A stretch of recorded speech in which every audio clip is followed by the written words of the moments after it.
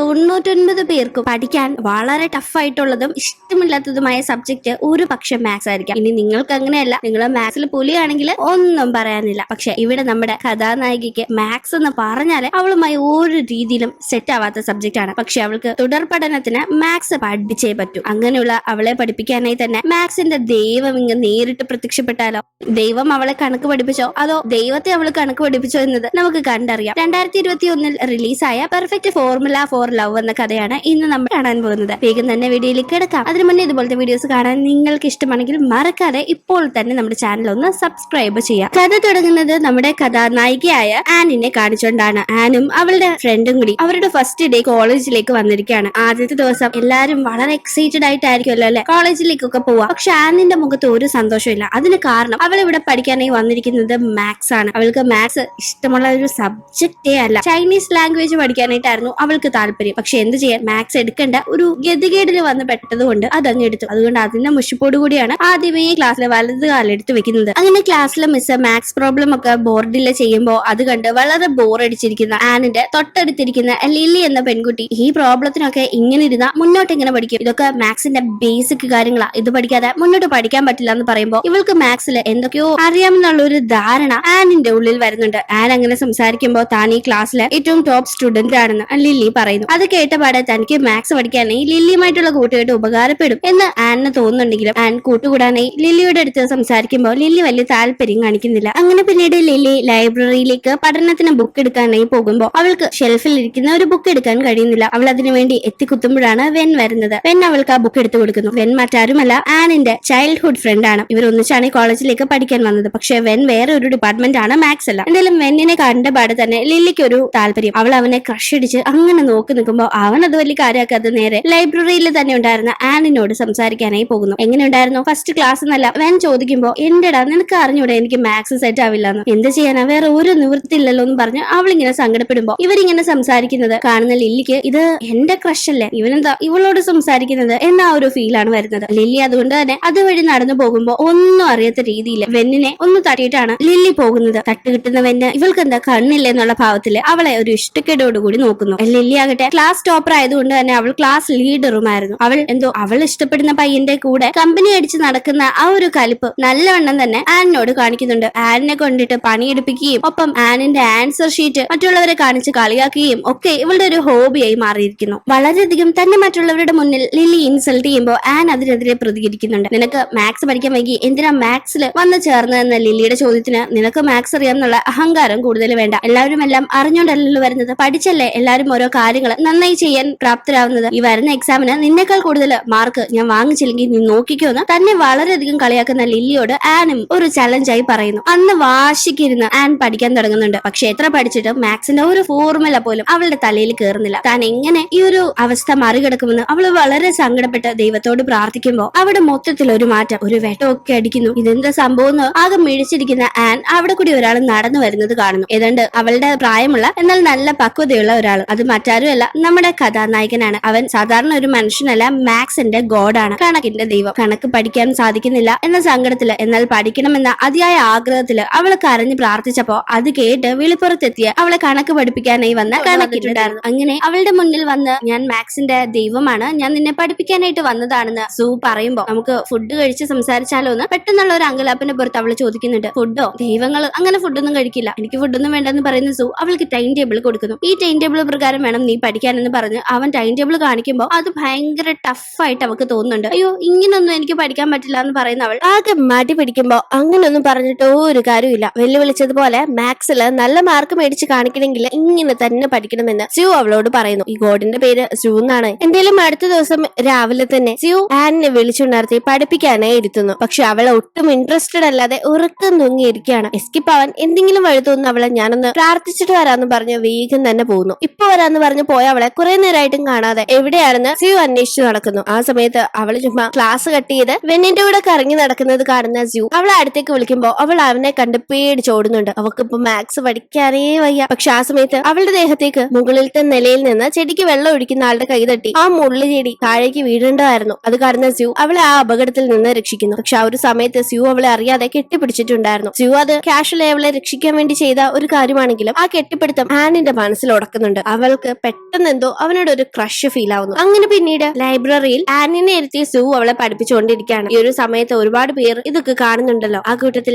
ലില്ലിയും ഉണ്ട്. പക്ഷെ മറ്റു ചില പെൺകുട്ടികൾ സ്യൂവിനെ കണ്ട് ക്രഷ് അടിച്ച് അവനോട് വന്ന് ലവ് ലെറ്റർ ഒക്കെ കൊടുത്ത് സംസാരിക്കാൻ നോക്കുമ്പോൾ അത് ഇഷ്ടപ്പെടാത്ത ആൻ, ഇത് എന്റെ ബോയ് ഫ്രണ്ട് അല്ലേ, എന്തിനാ നിങ്ങൾ ലവ് ലെറ്റർ കൊടുക്കുന്നത് എന്ന് ചോദിക്കുന്ന സമയത്ത് നിന്റെ ബോയ് ഫ്രണ്ടോ, കണ്ടിട്ട് വിശ്വാസമാവുന്നില്ലല്ലോ എന്ന് ആ പെൺകുട്ടി പുച്ഛിക്കുമ്പോ നിന്നെ വിശ്വസിപ്പിക്കാനായിട്ട് ഞങ്ങൾ എന്താ ഇനി കിസ് ചെയ്ത് കാണിക്കണോന്ന് ഒരു തമാശക്ക് ആൻ ചോദിക്കുകയാണ്. പക്ഷെ അത് കേൾക്കുന്ന സ്യൂ അത് വളരെ സീരിയസ് ആയിട്ട് എടുത്ത് ആനിന് നെറ്റിയിൽ ഒരു ഉമ്മ കൊടുക്കുന്നു. ആനാണെങ്കിൽ ആകെ ഷോക്ക് ആയിരിക്കാണ്. എന്തായാലും ഇത് കണ്ട് അങ്ങോട്ടേക്ക് എത്തുന്ന വെൻ ആകട്ടെ, ആരാ നിങ്ങൾ എന്തിനാ ഇവളെ കിസ് ചെയ്യുന്നത് എന്ന് ചോദിച്ച് വെൻ ദേഷ്യപ്പെടുമ്പോ ഇവൾ എന്റെ ഗേൾ ഫ്രണ്ട് ആണെന്ന് പറഞ്ഞു, അതോട് ഞാൻ കിസ് ചെയ്തു എന്ന് സ്യൂ പറയുന്നു. എന്തായാലും അത് കേട്ട് വെൻ ആനിനോട് പോലും ഒന്നും മിണ്ടാൻ നിൽക്കാതെ അവിടെ നിന്ന് ദേഷ്യത്തിൽ പോകുന്നു. വെന്നിന് ആനിനോട് ഒരു താല്പര്യമുണ്ട്. അവൻ അതിന്റെ ഇഷ്ടക്കേടാണ് ഇപ്പൊ ഇവിടെ പ്രകടിപ്പിച്ചത്. എന്നാലും അതിന്റെ ഫ്രസ്ട്രേഷനിൽ വെൻ പിന്നീട് പ്ലേ ഗ്രൗണ്ടിൽ ഉള്ള സമയത്ത് ഇതെല്ലാം മാറി നിന്ന് കാണുന്ന ലില്ലി വെന്നിന്റെ അടുത്ത് ചെന്ന് സംസാരിച്ച് അവനുമായി നല്ല കൂട്ടാവുന്നു. വെന്നിന് ആനിനോട് ഒരു ക്രഷ് ഉള്ളത് കൊണ്ട് അവൻ ലില്ലിയൊന്നും ഇതുവരെ കാര്യമായി പരിഗണിച്ചിട്ടുണ്ടായിരുന്നില്ല. എന്തായാലും ഇങ്ങനെ ഇവിടെ കാര്യങ്ങൾ നടക്കുമ്പോഴാണ് നമ്മുടെ മാക്സ് ഗോഡ് സ്യൂവിന്റെ അടുത്തേക്ക് മറ്റൊരു ഗോഡ് എത്തുന്നത്. ഇത് ചൈനീസ് ലാംഗ്വേജിന്റെ ഗോഡാണ്. ഓരോ സബ്ജക്റ്റിനും ഓരോ ദൈവങ്ങളുണ്ടെന്ന് തോന്നുന്നു. ലാംഗ്വേജ് പഠിക്കാൻ ഇഷ്ടമുള്ള പെൺകുട്ടിയെ എന്തിനാ നിർബന്ധിച്ച് മാക്സ് പഠിപ്പിക്കുന്നതെന്ന് ലാംഗ്വേജ് ഗോഡ് ചോദിക്കുമ്പോൾ അവൾക്ക് മാക്സ് പഠിക്കാൻ ഒട്ടും കഴിയുന്നില്ല എന്ന് പറഞ്ഞ് കരഞ്ഞ് പ്രാർത്ഥിച്ചതുകൊണ്ടാണ് ഞാൻ എത്തി മാക്സ് പഠിപ്പിക്കാൻ വിചാരിച്ചത്. എന്തായാലും ഇപ്പൊ അവള് നല്ല ഉഴപ്പില്ല. ആ കരഞ്ഞ് പ്രാർത്ഥിച്ചപ്പോഴത്തെ ശുഷ്കാന്തി ഒന്നും ഇപ്പൊ കാണിക്കുന്നില്ല. അതുകൊണ്ട് അവളെ ഞാൻ മാക്സ് പഠിപ്പിച്ചിട്ടേ പോവൂ. പക്ഷെ ചെറിയൊരു പാഠം അതിന്റെ ഇടയിൽ പഠിപ്പിക്കാനുണ്ടെന്ന് പറഞ്ഞ് മാക്സ് ഗോഡ് പിന്നീട് ആനിന്റെ അടുത്തേക്ക് പോയിട്ടില്ല. അങ്ങനെ പഠിക്കാനായി വന്നിരുന്നിട്ടും തന്നെ മാക്സ് പഠിപ്പിക്കുന്ന ദൈവമായ സ്യൂവിനെ കാണാതെ അവിടെ അങ്ങനെ ഇരിക്കുന്ന ആൻ അവിടെ ലാംഗ്വേജ് ഗോഡിനെ കാണുന്നു. പുള്ളിക്കാരൻ ഇവളെ ബ്രെയിൻ വാഷ് ചെയ്യാണ്. നിനക്ക് ലാംഗ്വേജ് ഇഷ്ടമുള്ളപ്പോ എന്തിനാ വെറുതെ കഷ്ടപ്പെട്ട് മാക്സ് പഠിക്കുന്നത്, ലാംഗ്വേജ് പഠിച്ചാൽ മതി എന്ന് പറഞ്ഞ് അവളെ എരിപിരി കയറ്റി അയാൾ വിടുന്നു. അവളും അതിന്റെ പുറത്ത് ഓൾറെഡി അവൾക്ക് പഠിക്കാൻ ഇഷ്ടമുള്ള ലാംഗ്വേജ് തന്നെ ഇനി പഠിക്കുന്നുള്ളൂ എന്ന് തീരുമാനിച്ച് അത് പഠിക്കാനായി ഇരിക്കുന്നുണ്ട്. ഇതെല്ലാം ദൈവങ്ങളുടെ ലോകത്തിരുന്ന് നമ്മുടെ സ്യൂവും കാണുന്നു. അതേസമയം ലില്ലി അവളിങ്ങനെ ലാംഗ്വേജുകളുടെ ബുക്കൊക്കെ എടുത്ത് പഠിക്കുന്നത് കാണുമ്പോ അപ്പോ ചലഞ്ചിന് നീ ഇപ്പോഴേ തോൽവി സമ്മതിച്ച് കീഴടങ്ങിയല്ലേന്ന് അവളെ കളിയാക്കുന്നു. അത് കേൾക്കുമ്പോ അവൾക്ക് വല്ലാത്ത ദേഷ്യം. ആൻ വീണ്ടും ആലോചിക്കാണ്, താൻ എന്തായാലും ചലഞ്ച് വെച്ചു, അതുകൊണ്ട് താൻ ഇങ്ങനെയും അത് പഠിച്ച് ജയിച്ചേ പറ്റൂന്ന് തോന്നുന്നു. അവൾ മാക്സ് തന്നെ പഠിക്കുമെന്ന് വീണ്ടും തീരുമാനിക്കുന്നു. അങ്ങനെ അവൾ അടുത്ത ദിവസം മാക്സ് പഠിക്കാനുള്ള ബുക്കൊക്കെയായി ലൈബ്രറിയിലേക്ക് ചെന്നിരിക്കുമ്പോൾ അവിടെ എത്തുന്ന ലാംഗ്വേജ് ഗോഡ് അവളോട്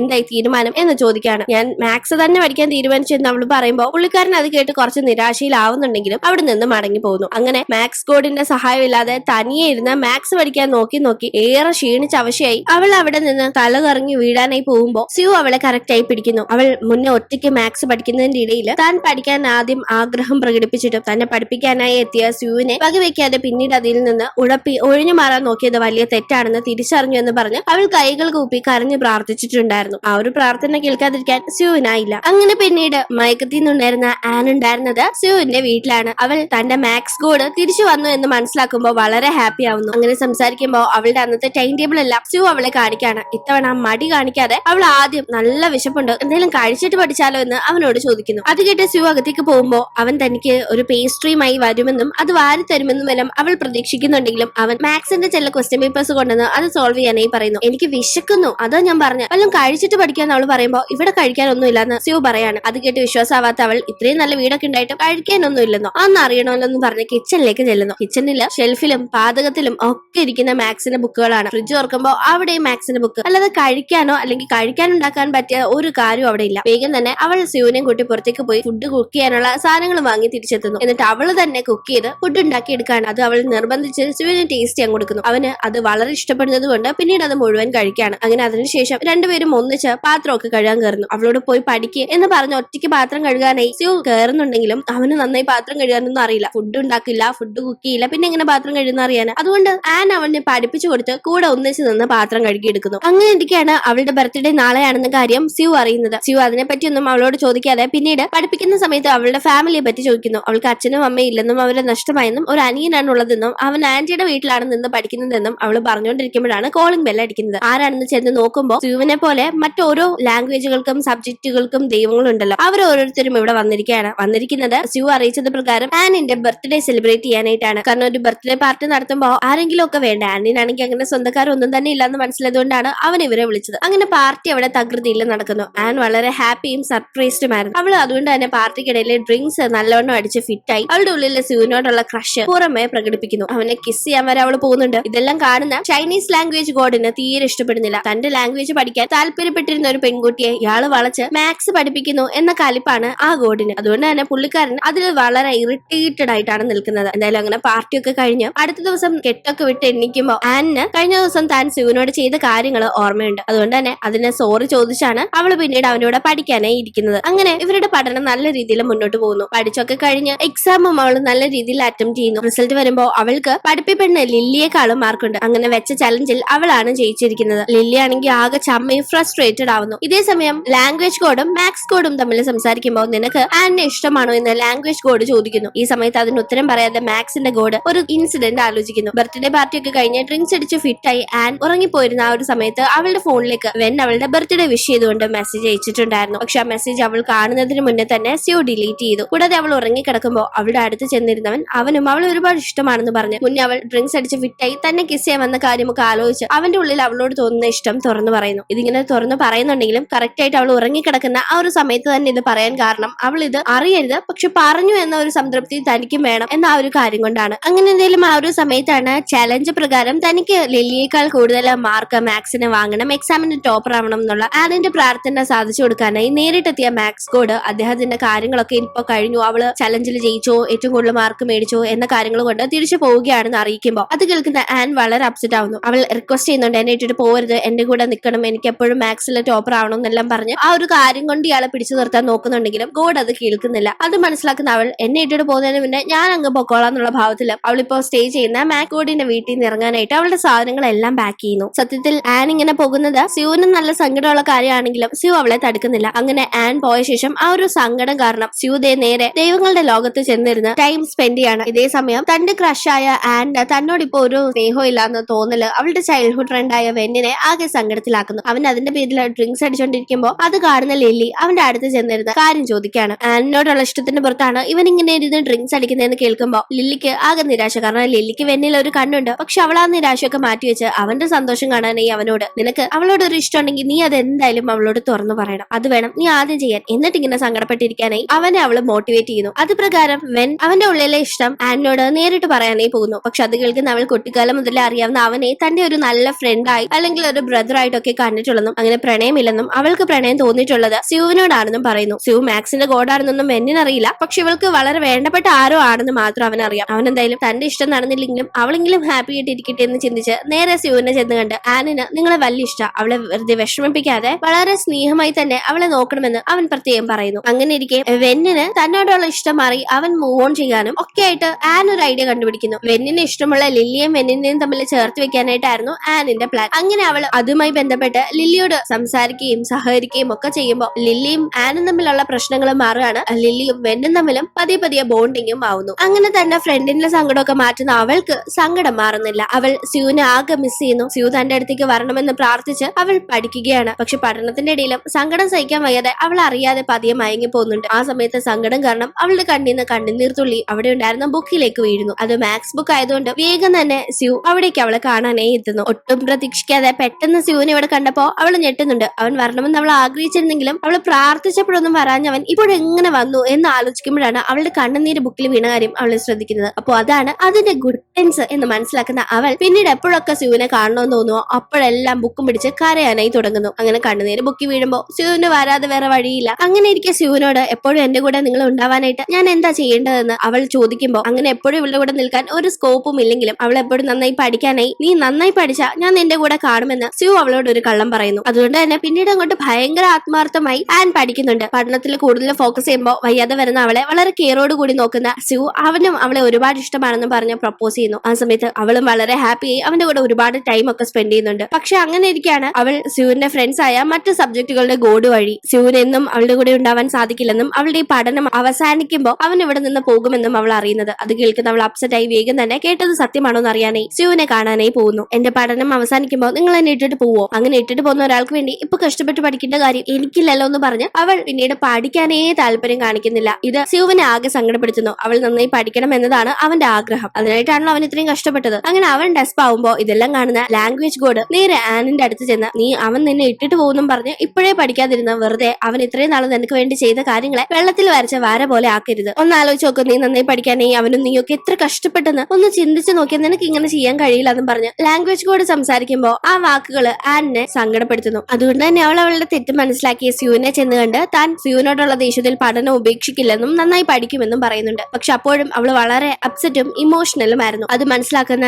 സ്യൂ അവൾ അറിയാതെ അവൾ ഉറങ്ങിക്കിടക്കുമ്പോൾ ഒരു കിസ്സൊക്കെ കൊടുത്ത് അവരും അവളെ ഒരുപാട് ഇഷ്ടമാണെന്നും പക്ഷെ തന്റെ സാഹചര്യങ്ങൾ താൻ ഒരു ദൈവമാണ് എന്ന കാര്യങ്ങൾ കൊണ്ട് ഇപ്പോൾ അവൾ ആഗ്രഹിക്കുന്ന രീതിയിൽ അവളുടെ കൂടെ നിൽക്കാൻ തനിക്ക് കഴിയില്ലെന്നും അവൻ പറയുന്നു. അങ്ങനെ അടുത്ത ദിവസം അവളുടെ ഫൈനൽ എക്സാം ആണ്. എക്സാം ഒക്കെ നല്ല രീതിയിൽ തന്നെ പഠിച്ചു എഴുതി വരുന്ന ആൻ സ്യൂവിനോട് സംസാരിക്കുന്നു. ആ സമയത്ത് അവൻ, ഞാൻ നിന്റെ കൂടെ ഇല്ലെങ്കിലും നീ മാത്സിനെ വെറുക്കുകയോ പഠിക്കാതിരിക്കുകയോ ചെയ്യരുത്. മാത്സിനെ പറ്റി ഓർക്കുന്ന ഓരോ സെക്കൻഡും നീ എന്നെ തന്നെയാണ് ഓർക്കുന്നത്, എന്നെ തന്നെയാണ് കൂടുതൽ അറിയുന്നത് എന്നെല്ലാം അവൻ പറഞ്ഞു കൊടുക്കുന്നു. അങ്ങനെ പിന്നീട് എക്സാമിന്റെ റിസൾട്ട് വരുമ്പോൾ ആൻ ആണ് ഫസ്റ്റ്. മുന്നേ ആൻ ഫസ്റ്റ് വന്നപ്പോ ലില്ലിക്ക് ആകെ അസൂയ ഉണ്ടായിരുന്നു. പക്ഷെ ഇപ്പോഴും ആൻ ഫസ്റ്റ് വരുമ്പോൾ ലില്ലിക്ക് അസൂയൊന്നുമില്ല. കാരണം ഇപ്പൊ ഇവര് നല്ല തിക് ഫ്രണ്ട്സ് ആണല്ലോ. കൂടാതെ വെന്നിനെ കൂടുതൽ അറിയാനും ലില്ലിയെ സഹായിച്ചത് ആനാണ്. ആൻ ഇങ്ങനെ തന്റെ മാർക്ക് കിട്ടിയ സന്തോഷം പറയാനായി സ്യൂവിനെ അന്വേഷിച്ചു പോകുമ്പോ അവൻ ലില്ലിയെ കാണാനായി വരുന്നുണ്ടായിരുന്നു. അത് കണ്ട് വളരെ ഹാപ്പിയായി അവൻ ഓൾ ദി ബെസ്റ്റ് ഒക്കെ പറഞ്ഞു ആൻ പോകുമ്പോ ലില്ലിയുടെ അടുത്തേക്ക് ചെന്ന് വെൻ അവളെ പ്രപ്പോസ് ചെയ്യുന്നു. അങ്ങനെ ഇപ്പോ ഇവര് വളരെ ഹാപ്പിയായി ഒരു റിലേഷൻ സ്റ്റാർട്ട് ചെയ്യാണ്. അവളാകട്ടെ സ്യൂവിനെ അന്വേഷിച്ചെത്തുമ്പോ അവൻ അവിടെ എങ്ങും കാണുന്നില്ല. അവൻ അവൾക്ക് വേണ്ടി കുറെ ഗിഫ്റ്റ് ഒക്കെ അവിടെ അറേഞ്ച് ചെയ്ത് വെച്ച് എങ്ങോട്ടോ പോയിട്ടുണ്ടായിരുന്നു. ഇനി അവനെ കാണാൻ കഴിയുമോ ഇല്ലയോ എന്ന ടെൻഷനിൽ അവൾ ആകെ സങ്കടത്തിലാവുന്നു. ഇതേസമയം അവൾക്ക് നല്ല മാർക്ക് കിട്ടി എന്ന് മനസ്സിലാക്കുന്ന സ്യൂവിന് അവളെ വീണ്ടും കാണാതിരിക്കാൻ സാധിക്കുന്നില്ല. അവൻ വേഗം അവളെ കാണാനായി വരുന്നുണ്ട്. അവൾ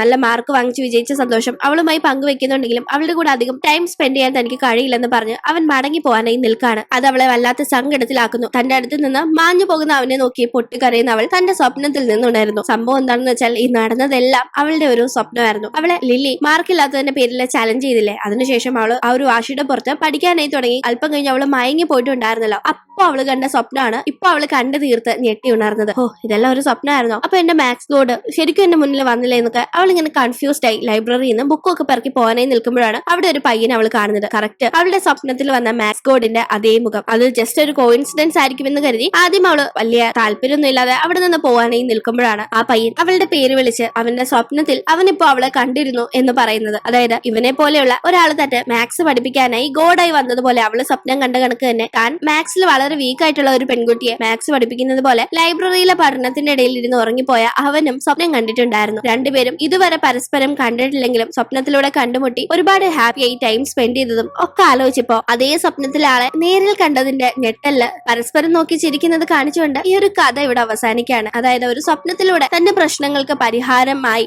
വന്നെത്തിയ ദൈവതുല്യനായ ഒരാളെ അവളിപ്പോ നേരിട്ട് കണ്ടിരിക്കുന്നു. എന്തായാലും ഇത് അവളുടെ സ്വപ്നത്തിന്റെ അവസാനമാണെങ്കിലും പുതിയൊരു ബന്ധത്തിന്റെ തുടക്കമാണ് എന്നത് തീർച്ച. ഈ ഒരു ഫാന്റസി സ്റ്റോറി ഇവിടെ അവസാനിക്കുമ്പോൾ നിങ്ങൾക്ക് ഇഷ്ടപ്പെട്ട് കാണും എന്ന് പ്രതീക്ഷിക്കുന്നു. ഇഷ്ടപ്പെട്ടെങ്കിൽ മറക്കാതെ വീഡിയോ ലൈക്ക് ചെയ്തും ഷെയർ ചെയ്തും സബ്സ്ക്രൈബ് ചെയ്തും സപ്പോർട്ട് ചെയ്യുക. വീണ്ടും കാണും വരെ ബൈ.